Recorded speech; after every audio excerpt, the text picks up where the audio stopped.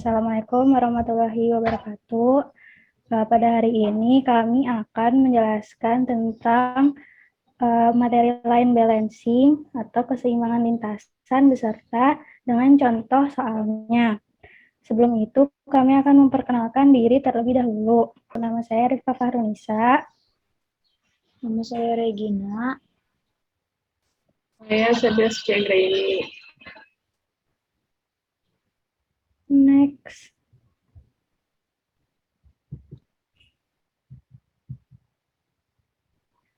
Nah, yang pertama, kita akan memahami apa itu line balancing. Definisi dari line balancing adalah suatu strategi untuk menempatkan suatu proses pada rangkaian stasiun yang tepat untuk meratakan beban pekerjaan atau elemen pekerjaan di setiap stasiun kerja pada suatu lintasan produksi. Seperti pada gambar di samping. Gambar di samping itu merupakan contoh dari line produksi truk. Dapat dilihat pada stasiun kerja 3-5 itu ada flow yang tidak balance, sehingga kita harus mengalokasikan waktu yang tidak balance itu ke stasiun kerja yang lain agar waktunya seimbang. Next.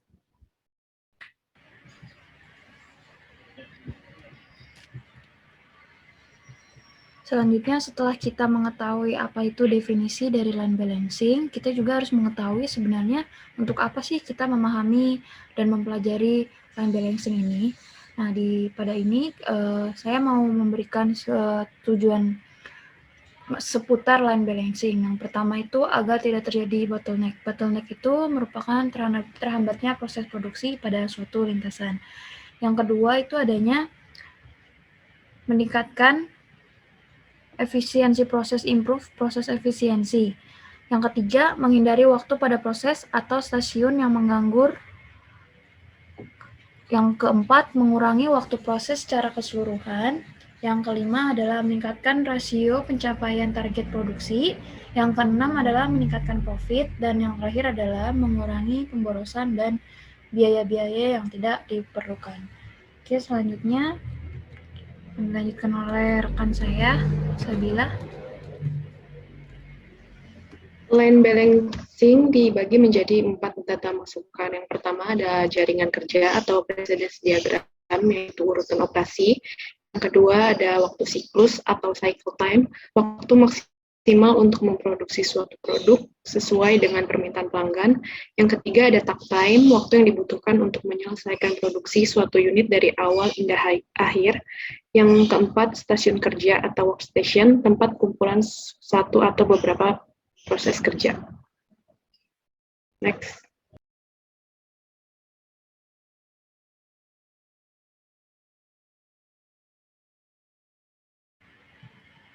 Setelah kita mengetahui tentang definisi, tujuan, dan data apa saja yang kita butuhkan untuk menghitung line balancing, di sini line balancing itu memiliki 3 metode untuk cara perhitungannya sendiri. Yang pertama itu ada pembuatan posisi, di mana metode ini melakukan pengurutan dari bobot posisi terbesar hingga terkecil pada stasiun kerjanya. Yang kedua adalah pembebanan berurut. Pembebanan berurut ini merupakan metode yang memperhitungkan elemen kerja yang akan diatur dalam urutan waktu elemen kerja dari terbesar hingga terkecil. Dan metode yang ketiga adalah metode pendekatan wilayah. Metode ini membebankan terlebih dahulu pada operasi yang memiliki tanggung jawab keterdahuluan yang besar. Untuk selanjutnya akan dijelaskan lebih lanjut melalui penerapan di contoh soal.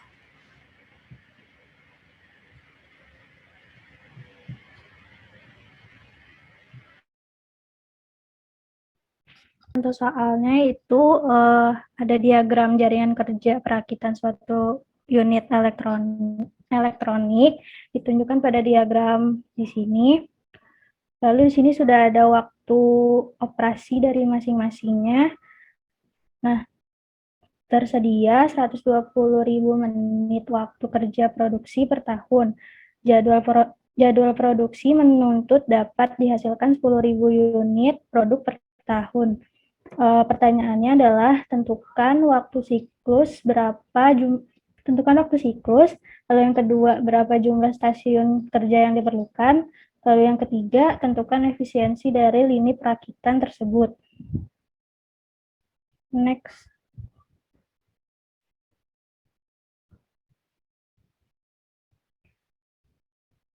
Nah, untuk penyelesaian soalnya yaitu yang pertama kita menghitung waktu siklusnya terlebih dahulu. Pada soal ini kebetulan waktu siklusnya sudah diketahui yaitu 120.000 menit per tahun. Lalu kita menghitung takt time-nya yaitu 120.000 menit per tahun dibagi 10.000 unit per tahun. Jadinya hasilnya 12 menit per unit. Lalu yang kedua, kita menghitung jumlah stasiun kerjanya. Rumusnya di sini N sama dengan total waktu operasi dibagi siklus time aktual. Siklus time aktual ini didapat dari hasil perhitungan takt time. Sama dengan 67.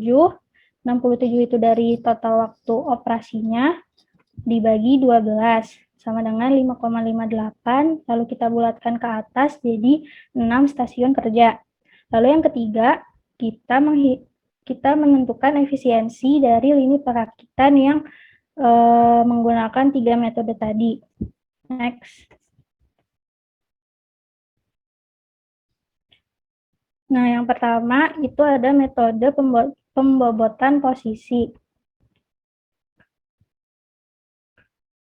Di metode pembobotan posisi ini dapat kita lihat ada kolom operasi, lalu operasi yang mengikuti, bobot posisi, operasi pendahulu, dan rank. Yang pertama, untuk operasi A, operasi yang mengikutinya yaitu B, C, D, E, F, G, H, I. Dilihat dari diagram jaringan kerja ini. Operasi yang mengikuti itu yang A, operasi yang mengikutinya yaitu B, C, D, E, F, G, H, dan I. Lalu untuk bobot posisinya ini itu adalah penjumlahan dari waktu operasi masing-masing, yaitu 11 itu yang dimiliki oleh A, ditambah 10 yang dimiliki oleh B, ditambah 12 yang dimiliki oleh C, dan seterusnya hingga jumlahnya 67. Lalu operasi pendahulunya untuk A di sini tidak ada karena operasi pendahulu A itu tidak ada. Lalu selanjutnya untuk operasi yang B, operasi yang mengikutinya yaitu D, E, F, H, dan I. Bobot posisinya jumlahnya itu 33, operasi pendahulunya yaitu A, karena sebelum B itu ada operasi A. Lalu selanjutnya yang operasi C, itu operasi yang mengikutinya G, H, I, lalu jumlahnya adalah 34, dan operasi pendahulunya yaitu A, karena sebelum C itu ada A. Lalu yang D, operasi yang mengikutinya itu F, H, I, jumlahnya itu 19, operasi pendahulunya itu B. Lalu yang operasi D itu operasi yang mengikutinya itu FHI, jumlahnya 20, operasi pendahulunya B juga. Untuk yang F, operasi yang mengikutinya HI, jumlah bobot posisinya itu 16, operasi pendahulunya itu D dan E, karena sebelum ada F itu ada D dan E. Lalu yang G, operasi yang mengikutinya HI, jumlah bobot posisinya 22, operasi pendahulunya C. Lalu yang H, operasi yang mengikutinya itu I, jumlah bobot posisinya 11, operasi pendahulunya F dan G. Lalu yang terakhir ada operasi I, untuk operasi yang mengikutinya tidak ada karena setelah operasi I tidak ada operasi yang lain. Lalu jumlah bobot posisinya 4 dan operasi pendahulunya yaitu H. Setelah kita mengetahui jumlah bobot posisi dari masing-masing operasi, kita urutkan dari yang terbesar jumlahnya. Untuk ranking 1 itu yang A, karena jumlah bobot posisi A yang terbesar. Untuk yang 2 itu operasi C, yang 3 operasi B, dan seterusnya hingga yang terkecil itu di operasi I. Jadi dia ranking terakhir atau ranking 9. Next. Selanjutnya, setelah kita mengurutkan bobot posisi dari masing-masing operasi, kita lakukan pembebanan operasi untuk masing-masing stasiun kerja. Di sini stasiun kerjanya ada 6 yang telah kita hitung tadi. Lalu di sini di setiap stasiun kerja itu memiliki waktu operasi maksimal 12 menit. Nah, untuk itu pembebanan operasi di sini dilakukan dengan cara memasukkan operasi sesuai dengan rank yang tadi kita telah urutkan. Di sini di stasiun kerja 1 ada operasi A, waktu operasinya 11 karena sudah tidak bisa ditambah lagi karena maksimalnya itu 12 menit, jadi kita tidak bisa tambah lagi. Lalu kita hitung efisiensi dari stasiun kerja 1, yaitu 11/12, 12 itu dari yang talk time tadi, dikali 100% sama dengan 91,7%. Lalu untuk stasiun kedua, itu yang berasal dari rank 2 tadi, waktu operasinya 12, itu sudah mencukupi dari waktu maksimal talk time-nya. Lalu efisiensinya 12/12 kali 100%, yaitu 100%. Untuk stasiun ketiga, pembebanan operasinya di B yang di rank 3, yaitu 10. Lalu efisiensinya 10/12 kali 100%, jadinya 83,3%. Untuk stasiun 4, pembebanan operasinya di ranking 4, yaitu yang G, waktu operasinya 11, efisiensinya 91,7%. Untuk stasiun kerja 5, yang kita masukkan adalah rank yang kelima dulu, yang operasi E, lalu waktu operasinya 4. Setelah itu, karena 4 ini masih bisa ditambah hingga 12, kita masukkan lagi rank yang ke-6, yaitu operasi D, yang waktu operasinya 3, jadi 4 ditambah 3. Masih bisa untuk dicukupkan ke 12, lalu kita tambahkan di rank ke-6, 1, 2, 3, 4, 5, 6, 7, rank ke-7, maaf, dengan waktu operasinya 5. Jadi 4 ditambah 3 ditambah 5 jadi 12. Efisiensinya 100%.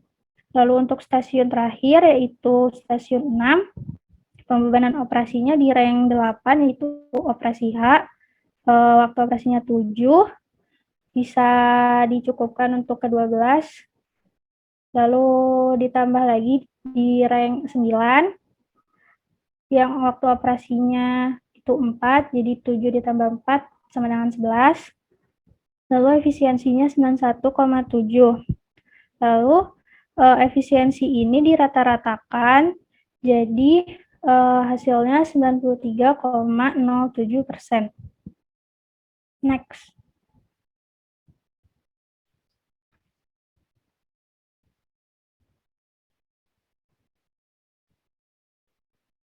Nah, selanjutnya kita akan menghitung balance delay dan smoothing index-nya.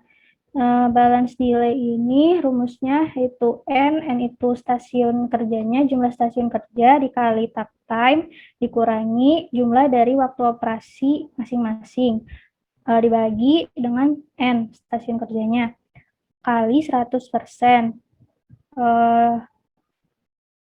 Hasilnya yaitu 6,94%. Lalu smoothing index-nya itu rumusnya akar dari selisih idle time dikuadratkan. Nah, 1 kuadrat di sini dihitung dari setiap stasiun kerjanya. 1 kuadrat ditambah 2 kuadrat, seterusnya hingga didapat hasil 2,65. Untuk balance delay dan smoothing index ini semakin kecil angkanya, berarti idle time-nya semakin sedikit. Maka efisiensi dari stasiun kerjanya semakin bagus. Next.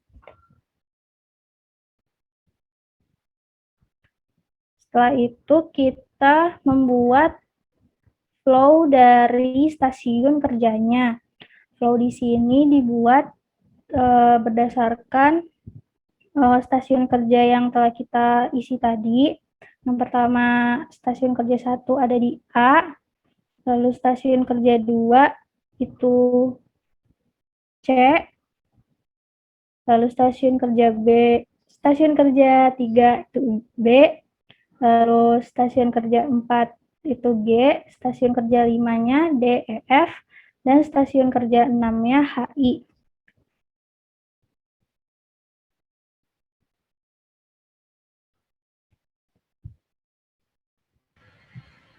Selanjutnya ada metode yang kedua, yaitu metode pembebanan berurut. Jadi ini yang pertama, kita di sini tulis operasinya yang sesuai di diagramnya yang di samping. Ada operasi A hingga I. Di situ waktu untuk masing-masing operasinya adalah untuk A 11, B 10, C 12, D 3, E 4, F 5, G 11, H 7, dan I 4. Itu semua dalam satuan menit. Nah, ini adalah matriks operasi pendahulu. Kenapa yang A itu kita isikan 0 di sini? Karena tidak ada operasi yang mendahului sebelum operasi A dilakukan, makanya kita tulis 0. Kalau di operasi B, pada operasi B, di sini itu ada operasi yang sebelum terjadi operasi B, yaitu operasi A. Makanya kita tulis adalah A, dan belakangnya ada 0, karena hanya ada satu operasi yang mengikutinya saja. Lalu selanjutnya C juga hanya ada operasi A sebelumnya, untuk D ada operasi B, untuk E ada operasi B, untuk F ada operasi D, untuk F ada operasi D dan E, makanya di sini kita tulis 2, di belakangnya 0. Lalu yang G ada operasi C, untuk H sebelumnya ada operasi F dan G, untuk I hanya operasi H. Lalu di sini matriks operasi pengikut itu adalah operasi yang dilakukan setelah operasi tersebut. Misalkan operasi A itu adalah yang mengikutinya, setelah itu ada B, C, D, E, F, G, H, I. Itu semua kita tulis. Dan begitu seterusnya pada operasi selanjutnya. Kita bisa melihat operasi pengikut pada diagram alur kerjanya.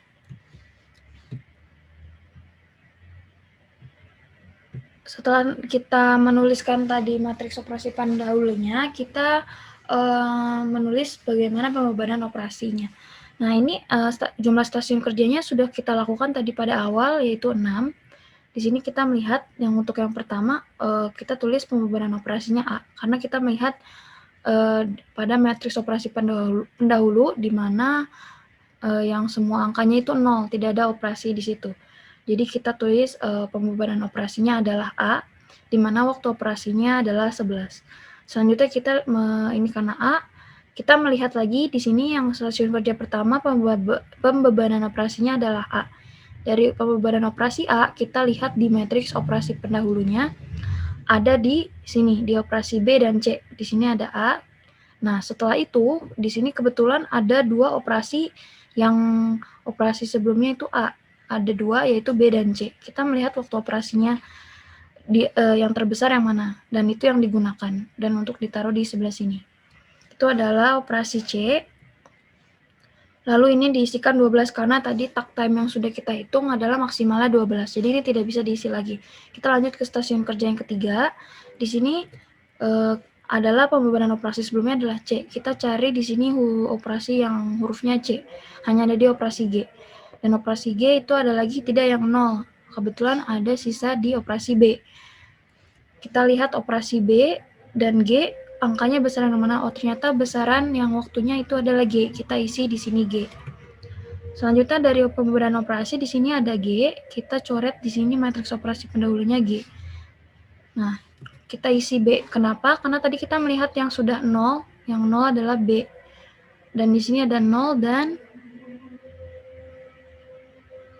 jadi kita isinya B karena waktu operasinya lebih besar. Selanjutnya kita lihat operasi yang B di sini. Adakah lagi yang 0? Nah, kalau itu tidak, kita cari operasi yang lebih besar. Terlebih dahulu di sini mengapa E? Karena operasi di sini adalah operasinya jumlahnya 4 dan di sini 0 terlebih dahulu. Dan selanjutnya seperti itu langkahnya. Nah, kenapa di sini bisa ada 3 operasi? Karena awalnya adalah E hanya 4. Itu maksimalnya adalah 12. Jadi kita bisa melanjutkan ke 12 dan selanjutnya ketika semuanya 0, nanti di sini tidak akan ada angka lagi. Jadi seperti ini. Baik, selanjutnya ini tadi setelah kita menghitung pembebanannya pada stasiun kerja, kita menghitung efisiensi untuk stasiun kerjanya. Ini di sini efisiensi stasiun kerjanya dapat kita hitung dari waktu operasinya. Di sini contohnya yang operasi A itu pembebanannya pada stasiun kerja 1 11. 12 ini berasal dari hasil takt time yang sudah kita hitung di slide sebelumnya. Oke, ini dan seterusnya. Ini sesuai dengan hasil waktu operasi stasiun kerjanya masing-masing. Ada 11, ada 12, 11, 10, 12, dan 11. Nanti hasil ini akan ditambahkan semuanya lalu dirata-ratakan sehingga harus dibagikan dengan 6 karena di sini ada jumlah stasiun kerjanya ada 6. Sehingga menghasilkan efisiensi rata-rata tiap stasiun kerja sebesar 93,07%. Untuk metode pembebanan per ini, balance delay-nya kita menghitungnya sama dengan pembebanan posisi. Nah, yang pertama ini N itu merupakan jumlah stasiun kerja, dikalikan dengan takt time, dikurang dengan jumlah waktu operasi semuanya, per jumlah stasiun kerja dikalikan 100%. Di mana N-nya itu jumlah stasiun kerjanya adalah 6, takt time-nya adalah 12, jumlah waktu operasinya adalah 67, dibagi 6 dikali 100% menghasilkan balance delay-nya sebesar 6,94%. Dan nilai smoothing index-nya adalah selisih idle time dari hasil waktu operasinya pada stasiun kerja ini. Jadi tadi adalah 12 dikurang 11 seperti itu dan selanjutnya menghasilkan akar 7 di mana hasil smoothing index-nya adalah 2,65 yang sudah dijelaskan tadi. Jika hasil balance delay dan smoothing index angkanya semakin kecil, maka efisiensi kerja pada setiap stasiun kerja pun juga semakin baik. Nah, lalu ini hasil diagram bagaimana agar proses operasinya balance. Terjadi kesamaan. Jadi pada stasiun kerja 1 diisi oleh operasi A, stasiun kerja 2 diisi oleh operasi C, pada stasiun kerja 3 diisi oleh operasi B, stasiun kerja 4 diisi oleh operasi B, stasiun kerja 5 diisi oleh operasi D, E, dan F, stasiun kerja 6 diisi oleh operasi H dan I. Semua stasiun kerja di sini operasinya harus terlebih dahulu dilakukan pada sebelumnya. Seperti diagramnya. Kalian bisa mengecek apakah ini sudah sesuai atau belum, bisa dilihat pada diagramnya. Selanjutnya akan dilanjutkan oleh teman saya, Sabila. Selanjutnya, yang ketiga adalah metode pendekatan wilayah. Stasiun kerja 1 diisi oleh A, stasiun kerja 2 diisi oleh B, stasiun kerja 3 diisi oleh D, E, dan C, stasiun kerja 4 diisi oleh F dan G, stasiun kerja 5 diisi oleh H, dan stasiun kerja 6 diisi oleh I. Next.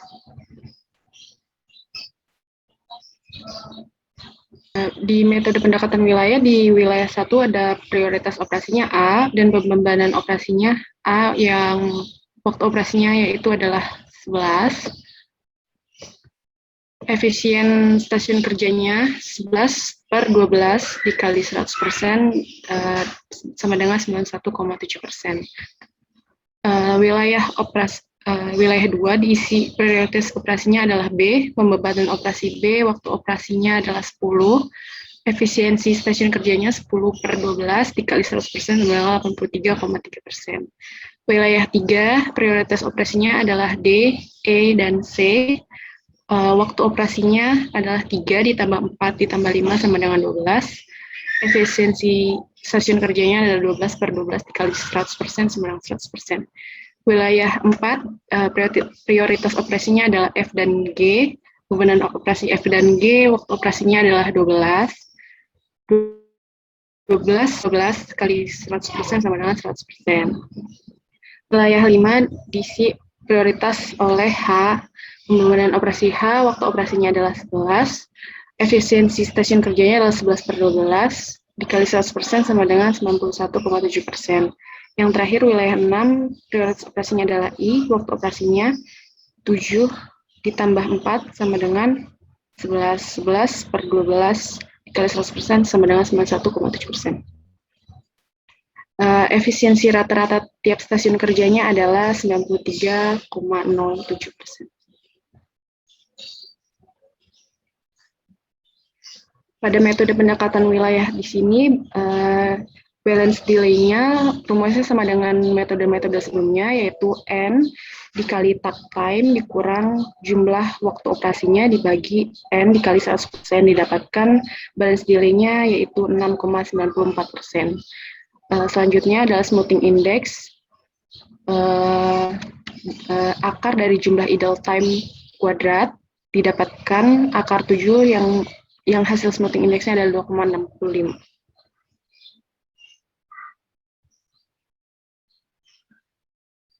Berikutnya adalah alur stasiun kerja dari metode pendekatan wilayah. Stasiun kerja 1 diisi oleh A, stasiun kerja 2 diisi oleh B, stasiun kerja 3 diisi oleh C, stasiun kerja 4 diisi oleh D, E, dan F, stasiun kerja 5 diisi oleh G, dan terakhir stasiun kerja 6 diisi oleh H dan I.